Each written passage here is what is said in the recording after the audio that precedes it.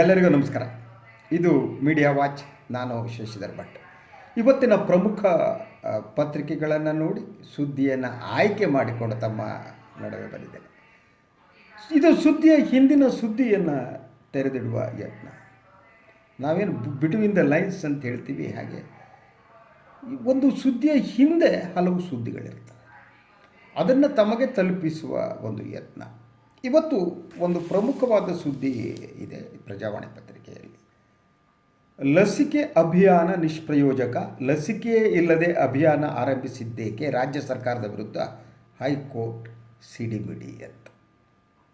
So ಒಂದು ಲಸಿಕೆ ಇಲ್ಲದೇನೆ ಈ ರೀತಿ ಅಭಿಯಾನವನ್ನು ಪ್ರಾರಂಭ ಮಾಡಿದ ರಾಜ್ಯ ಸರ್ಕಾರ ತನ್ನ ಮಾನ ಮರ್ಯಾದೆ ಎಲ್ಲವನ್ನು ಕಳೆದುಕೊಳ್ತು. ಅದರ ಜೊತೆಗೆ ಜನರು ಅನುಭವಿಸುತ್ತಿರುವ ಯಾತನೆ.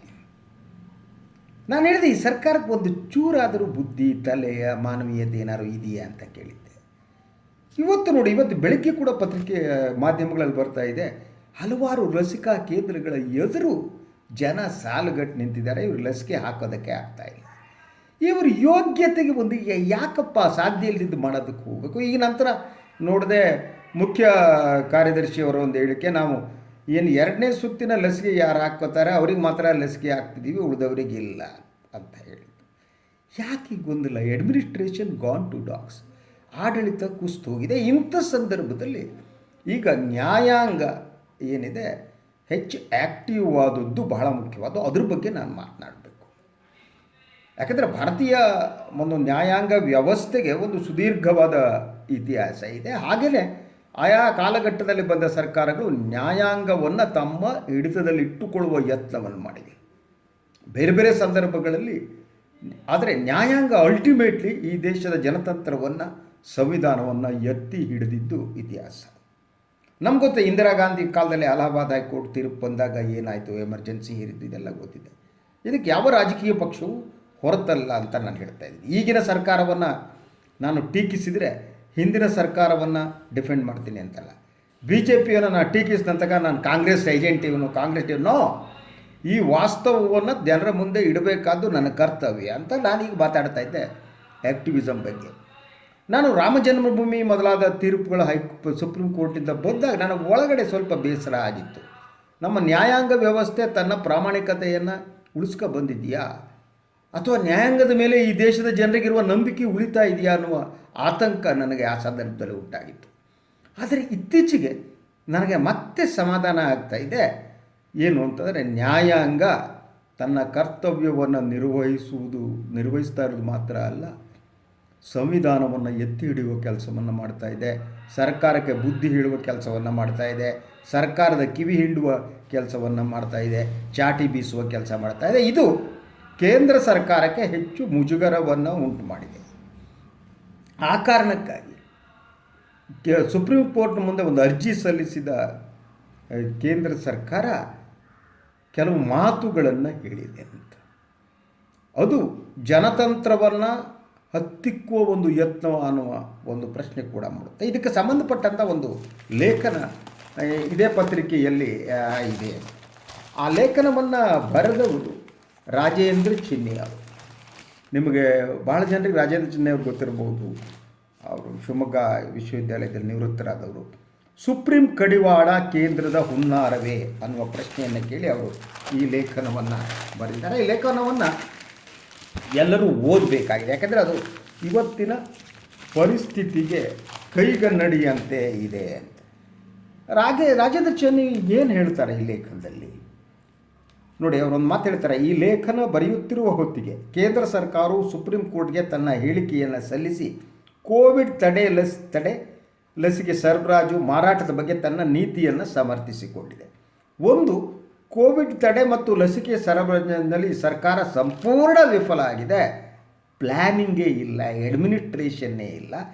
ಆದರೂ ಅದು ಡಿಫೆಂಡ್ ಮಾಡಿಕೊಳ್ತಾ ಇದೆ, ಸಮರ್ಥಿಸಿಕೊಳ್ತಾ ಇದೆ. ಅದಕ್ಕಿಂತ ಮುಖ್ಯವಾಗಿ ಸುಪ್ರೀಂ ಕೋರ್ಟ್ನ ಅತಿ ಉತ್ಸಾಹದ ಆದರೆ ಸದುದ್ದೇಶದ ನ್ಯಾಯಾಂಗ ಕ್ರಿಯಾಶೀಲತೆಯಿಂದಾಗಿ ಸಂಕಷ್ಟ ಉಂಟಾಗುತ್ತಿದೆ ಅಂತ ವಾದಿಸ್ತಾರೆ. ಅಂದರೆ ಇವತ್ತು ಕೋವಿಡ್ ಬಂದ ಮೇಲೆ ಇವರ ಅಸಮರ್ಪಕ ನಿರ್ವಹಣೆ ಏನಿದೆಯಲ್ಲ ಅದನ್ನು ನೋಡ್ಕೊಂಡು ಎಲ್ಲರೂ ಸುಮ್ಮನೆ ಮುಚ್ಕೊಂಡು ಕೂತ್ಕೋಬೇಕಾಗಿತ್ತು. ಪಂಚೇಂದ್ರಿಯಗಳನ್ನು ಮುಚ್ಕೊಂಡಿರಬೇಕು. ನ್ಯಾಯಾಂಗ ಕೂಡ ಮಾತಾಡಬಾರ್ದು. ಅದು ಅವರಿಗೆ ಅಡೆತಡೆಯನ್ನು ಉಂಟು ಮಾಡ್ತಾ ಇದೆ ಅಂತ. ಇದು ಮೋದಿ ಸರ್ಕಾರದ ಜನತಂತ್ರ ನಿಲುಮೆಯನ್ನು, ಸರ್ವೋಚ್ಚ ನ್ಯಾಯಾಲಯದ ಬಗ್ಗೆ ಇವರಿಗೆ ಗೌರವ ಇಲ್ಲ ಅನ್ನುವುದನ್ನು ತೋರಿಸಿಕೊಡ್ತಾ ಇದೆ ಅಂತ.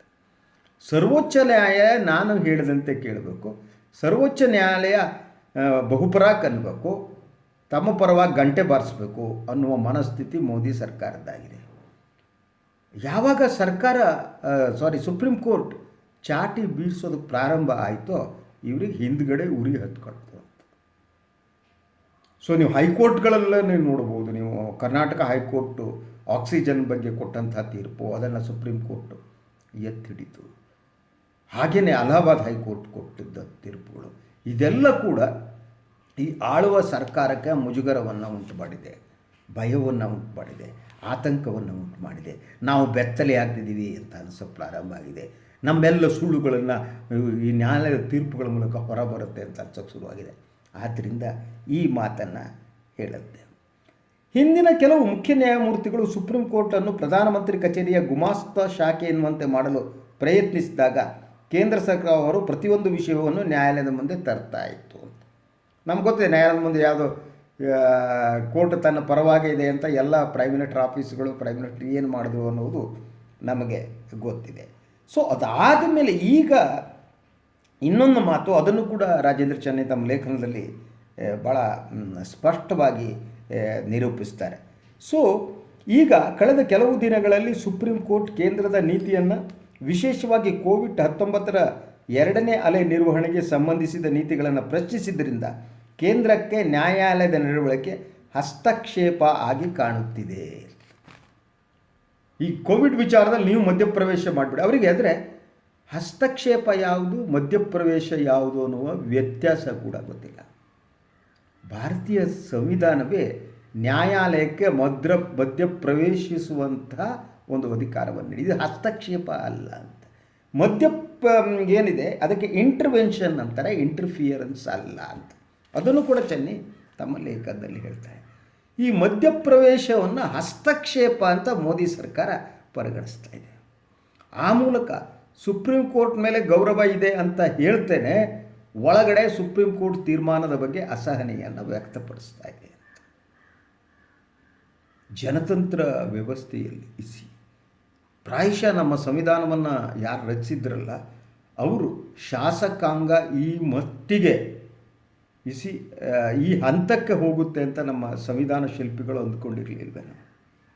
ಸಂವಿಧಾನವನ್ನು ಧಿಕ್ಕರಿಸುವ, ಅದನ್ನು ಸೇಫ್ಗಾರ್ಡ್ ಮಾಡುವಂಥ ಸರ್ವೋಚ್ಚ ನ್ಯಾಯಾಲಯವನ್ನೇ ಬುಡಮೇಲು ಮಾಡುವ ಅಥವಾ ತಪ್ಪು ದಾರಿಗೆ ಎಳೆಯುವ ಕೆಲಸವನ್ನು ಸರ್ಕಾರಗಳು ಮಾಡ್ತಾ ಇದೆ. ಪ್ರಾಯಶಃ ಈ ಮನಸ್ಥಿತಿ ಬಗ್ಗೆ ನಾವು ಆಲೋಚನೆ ಮಾಡೋಣ. ಅಧಿಕಾರಕ್ಕೆ ಬಂದಂಥ ಪ್ರತಿಯೊಬ್ಬ ವ್ಯಕ್ತಿ ಇರ್ತಾನಲ್ಲ, ಅವನು ಪ್ರೈಮ್ ಮಿನಿಸ್ಟರ್ ಆಗಲಿ, ಚೀಫ್ ಮಿನಿಸ್ಟರ್ ಆಗಲಿ, ಅವನು ತನ್ನ ಅಧಿಕಾರ ಶಾಶ್ವತ ಅಂತ ಅಂದ್ಕೋತಾನೆ. ಆ ಮಾತು ಮೋದಿಯವರಿಗೂ ಅನ್ವಯಿಸುತ್ತೆ, ಅಮಿತ್ ಶಾ ಅವರಿಗೂ ಅನಿಸುತ್ತೆ, ಯಡಿಯೂರಪ್ಪನವರಿಗೂ ಅನ್ವಯಿಸುತ್ತೆ, ಎಲ್ಲ ರಾಜಕಾರಣಿಗಳಿಗೂ ಅನ್ವಯಿಸುತ್ತೆ. ಅದು ಯಾವಾಗ ಶಾಶ್ವತ ಅಲ್ಲ ಅನ್ನೋದಕ್ಕೆ ಪ್ರಾರಂಭ ಆಗುತ್ತೋ ಅನಿಸೋದಕ್ಕೆ, ಆಗ ಅದನ್ನು ಶಾಶ್ವತವಾಗಿ ಮಾಡುವುದಕ್ಕೆ ಬೇರೆ ಬೇರೆ ಮಾರ್ಗಗಳನ್ನು ಅನುಸರಿಸುವುದಕ್ಕೆ ಪ್ರಾರಂಭ ಮಾಡ್ತಾರೆ. ತಮ್ಮ ಎಜೆಂಡಾವನ್ನು ಇಂಪ್ಲಿಮೆಂಟ್ ಮಾಡೋದಕ್ಕೆ ಬೇರೆ ಬೇರೆ ಮಾರ್ಗಗಳನ್ನು ಮಾಡ್ತಾರೆ. ಹಾಗೆಯೇ ತಮ್ಮ ಮೂಲ ಅಡ್ಡಿ ಯಾವುದು? ಮೊದಲನೇದಾಗಿ ನಾವು ಜನತಂತ್ರದ ಸ್ತಂಭಗಳು ಅಂತ ಏನು ಕರಿತೀವಿ, ಆ ಸ್ತಂಭಗಳನ್ನು ನಾಶಪಡಿಸುವ ಕೆಲಸವನ್ನು ಮಾಡೋದು. ಈಗ ಅದು ನಡೀತಾ ಇದೆ. ಒಂದು ಮಾಧ್ಯಮವನ್ನು ತೆಗೆದುಕೊಳ್ಳಿ. ಮಾಧ್ಯಮ ಇದನ್ನೆಲ್ಲ ಸೇಫ್ಗಾರ್ಡ್ ಮಾಡಬೇಕು ಅನ್ನುವ ಕಾರಣಕ್ಕಾಗಿ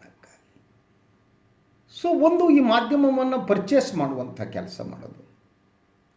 ಅದಿಲ್ಲ ಅಂದರೆ ಮಾಧ್ಯಮದ ಬಗ್ಗೆ ನಿರ್ಲಕ್ಷ್ಯ ವಹಿಸ್ತಾ ಅವ್ರನ್ನ ಹತ್ತಿಕ್ಕುವ ಯತ್ನವನ್ನು ಮಾಡೋದು. ಯಾರು ಮಾತು ಕೇಳಲ್ವೋ ಅವ್ರನ್ನ ಹತ್ತಿಕ್ಕುವಂಥ ಯತ್ನ ಮಾಡೋದು. ಹಲವಾರು ವಾಹಿನಿಗಳು, ಪತ್ರಿಕೆಗಳನ್ನು ಬೇರೆ ಬೇರೆ ರೂಪದಲ್ಲಿ ಈ ಸರ್ಕಾರ ಹತ್ತಿಕ್ಕುವ ಕೆಲಸವನ್ನು ಮಾಡಿದೆ. ಅದನ್ನು ನಾನು ಇನ್ನೊಂದು ಸಲ ವಿವರಿಸ್ತೀನಿ, ಎಲ್ಲೆಲ್ಲ ಹತ್ತಿಕ್ಕೋದು. ಈಗದು ಸಮಯ ಇಲ್ಲ ಅದಕ್ಕೆ ಮಾತನಾಡೋದಕ್ಕೆ. ಹತ್ತಿಕ್ಕುವ ಕೆಲಸವನ್ನು ಮಾಡೋದು. ಹಾಗೆಯೇ ಪತ್ರಿಕಾ ಮಾಧ್ಯಮದ ಬಗ್ಗೆ ಎಂಥ ನಿರ್ಲಕ್ಷ್ಯ ನಮ್ಮ ಪ್ರಧಾನಿಗಳಿಗೆ ಅಂದರೆ, ವಿಶ್ವದಲ್ಲಿ ಇನ್ಯಾವ ಪ್ರಧಾನಿಯೂ ಇರೋಕ್ಕೆ ಸಾಧ್ಯ ಇಲ್ಲ. ತಾವು ಪ್ರಧಾನಿಯಾಗಿ 6 ವರ್ಷ ಮುಗಿದು 7ನೇ ವರ್ಷ ಮುಗಿದು 8ನೇ ವರ್ಷಕ್ಕೆ ಬಂದರೂ ಕೂಡ ಅವರು ಒಂದೇ ಒಂದು ಪತ್ರಿಕಾಗೋಷ್ಠಿಯನ್ನು ಕರೆಯಲ್ಲ.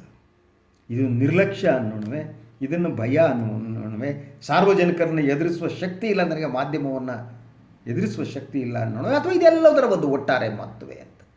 ಈ ರೀತಿ ಮಾಧ್ಯಮದ ಒಂದು ಕತೆ. ಇನ್ನೊಂದು ನ್ಯಾಯಾಲಯಗಳು. ಎಂಥ ಅಪಾಯಕಾರಿಯಾದ ಟ್ರೆಂಡನ್ನು ಈ ಸರ್ಕಾರ ಹಾಕ್ತಾ ಬಂತು ಅಂದರೆ, ನಿವೃತ್ತರಾದಂಥ ನ್ಯಾಯಮೂರ್ತಿಗಳನ್ನು ನೀವು ರಾಜ್ಯಸಭೆಗೆ ನೇಮಿಸೋದು ಅವ್ರಿಗೆ ಬೇರೆ ಬೇರೆ, ಇದೇ ಜನತಂತ್ರ ವಿರೋಧಿ ಆದದ್ದು. ಯಾವ ನ್ಯಾಯಮೂರ್ತಿ ನಿವೃತ್ತಿ ಆದ ಮೇಲೆ ಇಂತಹ ಯಾವುದೇ ಹುದ್ದೆಯನ್ನು ಅವ್ರಿಗೆ ಕೊಡುವುದು ಆಮಿಷವನ್ನು ಓಡಿಕೊಡುವುದು. ಯಾಕೆಂದರೆ ನನಗೆ ನಿವೃತ್ತಿ ಆದ ಮೇಲೆ ನನಗೆ ಇನ್ನೇನೋ ಸಿಗುತ್ತೆ ಅನ್ನುವ ಕಾರಣಕ್ಕಾಗಿ ನ್ಯಾಯ ದೇವತೆಯ ಕತ್ತು ಹಿಸುಕುವ ಕೆಲಸ ಆಗಬಹುದು. ಈ ಮೂಲಕ ಇಡೀ ನ್ಯಾಯಾಂಗ ವ್ಯವಸ್ಥೆ ಇದೆಯಲ್ಲ ಅದನ್ನು ಕಲುಷಿತಗೊಳಿಸುವಂಥದ್ದು, ಅದರ ಪ್ರಾಮಾಣಿಕತೆಯನ್ನು ನಾಶಪಡಿಸೋದಕ್ಕೆ ಯತ್ನ ಮಾಡುವಂಥದ್ದು ನ್ಯಾಯಾಂಗ ಪ್ರಧಾನಮಂತ್ರಿಯ ಕಚೇರಿನೋ ಅಧಿಕಾರಾರೂಢ ಪಕ್ಷದ ಅಡಿಯಾಳಾಗುವಂತೆ ಮಾಡೋದಕ್ಕೆ ಯತ್ನ ಮಾಡಿಸೋ. ಆದರೆ ಅದನ್ನೆಲ್ಲ ಮೀರಿದ್ದು ನ್ಯಾಯಾಂಗ. ಭಾರತೀಯ ನ್ಯಾಯಾಂಗ ನಾಳಿದೆ ಎಂತೆಂಥ ನ್ಯಾಯಾಧೀಶರುಗಳು ಬಂದು ಹೋಗಿದ್ದಾರೆ. ಇಲ್ಲಿ ಯಾರು ನಿನ್ನ ಬಂದಂಥ ಚಿಲ್ಟು ಪುಲ್ಟುಗಳೇನಿದ್ದಾರೆ, ಅಮಿತ್ ಶಾ ಅಂತವರು ಇನ್ನೊಬ್ಬರು ಆ ನ್ಯಾಯಾಂಗ ವ್ಯವಸ್ಥೆಯನ್ನು ಕಲುಷಿತಗೊಳಿಸೋಕ್ಕಾಗಲ್ಲ. ಅಂಥ ಭದ್ರವಾದ ಬುನಾದಿ ನಮ್ಮ ನ್ಯಾಯಾಂಗ ವ್ಯವಸ್ಥೆಗಿದೆ. ಆದರೆ ಅದನ್ನು ನಿಯಂತ್ರಣಕ್ಕಾಗಿ ಒಂದು ಯತ್ನ ನಡೀತಿದೆ ಅಂತ ಈ ಲೇಖನದಲ್ಲೂ ಕೂಡ ಅದನ್ನೇ ನೀವು ಗಮನಿಸ್ಬೋದು. ಅದನ್ನು ನಿಯಂತ್ರಿಸುವುದು ಹೇಗೆ? ಮೂಲಭೂತವಾಗಿ ಇರುವ ಸ್ಟ್ರಕ್ಚರನ್ನು ನೀವು ನಾಶಪಡಿಸೋಕ್ಕಾಗಲ್ಲ. ಯಾಕಂದರೆ ಇಂಡಿಯಾದ ಸಂವಿಧಾನ ಆಗಿದೆ, ಥ್ಯಾಂಕ್ಸ್ ಟು ಅಂಬೇಡ್ಕರ್ ಅಂಥ ಒಂದು ಅದ್ಭುತವಾದ ಸಂವಿಧಾನವನ್ನು ಕೊಟ್ಟಿದ್ದಾರೆ. ಆ ಸಂವಿಧಾನ ಈ ದೇಶವನ್ನು ಕಾಯ್ತಾ ಇದೆ. ಆ ಸಂವಿಧಾನ ನಮ್ಮೆಲ್ಲರ ಹಕ್ಕುಗಳನ್ನು ಕಾಯ್ತಾ ಇದೆ. ಆ ಸಂವಿಧಾನ ನಮಗೆ ಕರ್ತವ್ಯದ ನೆನಪನ್ನು ಮಾಡ್ತಾ ಇದೆ. ಇಂಥ ಸಂವಿಧಾನವನ್ನು ಬುಡಬೇಲು ಮಾಡೋದು ಅಂಥದ್ದು ಈಸಿ ಅಲ್ಲ. ಆ ಕಾರಣಕ್ಕೆ ಜನತಂತ್ರದ ಅಂಗಸಂಸ್ಥೆಗಳನ್ನು ನಾಶಪಡಿಸ್ತಾ ಹೋಗುವುದು ಮತ್ತು ಅದನ್ನು ಸರ್ವಾಧಿಕಾರಿ ಆಡಳಿತದತ್ತ ಕೊಂಡೊಯ್ಯೋದು, ಅದಕ್ಕೆ ತಮ್ಮ ವಿರೋಧಿಗಳನ್ನು ಬೇರೆ ಬೇರೆ ರೂಪದಲ್ಲಿ ಹತ್ತಿಕ್ತಾ ಅಂತ ಹೋಗೋದು, ವಿಭಿನ್ನ ಧ್ವನಿಯನ್ನು ಹತ್ತಿಕ್ಕೋದು, ನ್ಯಾಯಾಂಗವನ್ನು ತನ್ನ ನಿಯಂತ್ರಣಕ್ಕೆ ತೆಗೆದುಕೊಳ್ಳುವಂಥ ಯತ್ನವನ್ನು ನಡೆಸುವಂಥದ್ದು. ಇದು ಎಲ್ಲವನ್ನೂ ಕೂಡ ಈ ಸರ್ಕಾರ ಮಾಡ್ತಾ ಇದೆ ಅಂತ. ಸೊ ಅದನ್ನೇ ಆ ಪ್ರಶ್ನೆ, ಇದು ಕೋವಿಡ್ ನಿರ್ವಹಣೆಯಲ್ಲಿ ಮಧ್ಯಪ್ರವೇಶ ಬೇಡ ಅಂತ ನೀವು ಪ್ರಮಾಣ ಪತ್ರ ಕೊಡ್ತೀರಿ ಅಂತಂದರೆ ನ್ಯಾಯಾಂಗ ನೀವು ಹೇಳಿದ ಮಾತು ಕೇಳ್ಕೊಂಡಿರೋಕ್ಕಾಗತ್ತೇನ್ರಿ? ನೀವು ಇಂಥದಕ್ಕೆ ಮಧ್ಯಪ್ರವೇಶ ಮಾಡಿ ಅಂದರೆ ಮಾಡಬೇಕು, ಇದಕ್ಕೆ ಮಾಡಬೇಡಿದೆ ಅಂದ್ರೆ ಮಾಡಿಕೊಡೋದು. ನೀವು ಹೀಗೆ ತೀರ್ಪು ಕೊಡಿ ಅಂದರೆ ಕೊಡ್ಬೋದು, ಕೊಡದಿದ್ದರೆ ಇಲ್ಲ. ನೀವು ಹೀಗೆ ತೀರ್ಪು ಕೊಟ್ಟರೆ ನಿಮಗೆ ಅಧಿಕಾರ ಇದೆ ಅನ್ನೋದು ಇದಿರೋದು.